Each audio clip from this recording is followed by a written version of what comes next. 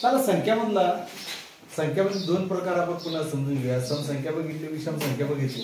त्यानंतर आता आपण या ठिकाणी मूळ संख्या आणि समूळ संख्या समजून घेऊया.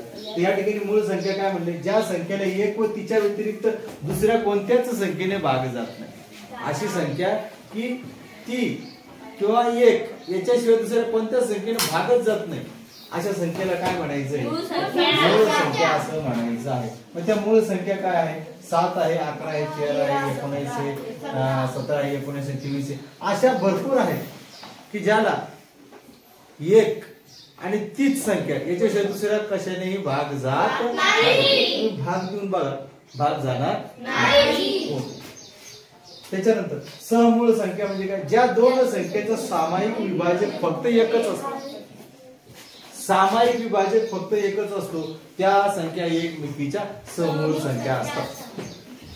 त्याचं विभाजक जसं की आता या ठिकाणी किरणने काय केलंय, उदाहरणार्थ काय केलं, आपण घेतलं समजा 10 आणि 21 हे संख्या घेतल्या. काय केलं, 10 आणि 21 आपण काय केलं, या ठिकाणी 10 आणि 21 चे विभाजक पाडले. 10 ला विभाजक पाडले म्हणजे कशा कशाच्या पाड्यात ते आहे किंवा कशाने त्याला भाग जाईल.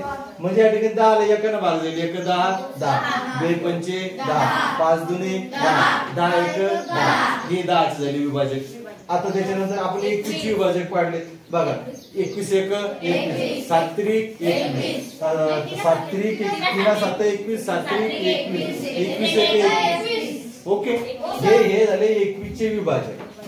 ओके, आता या ठिकाणी या विभाजकामध्ये तुम्ही जर लक्ष दिलं तर या विभाजकामध्ये याचं या काही सामायिक सारखेपणा काही दिसतोय का, कोणता दिसतोय, एक हा एवढा जो आहे तो फक्त सामायिक आहे. अशा काही ज्या संख्या तुम्हाला दिल्या असतील आणि त्याचं सामायिक विभाजक अशी विभाजक पाडल्यानंतर जर एकच असेल तर समजून घ्यायची ही संख्या कोणती आहे, समूळ संख्या आहे.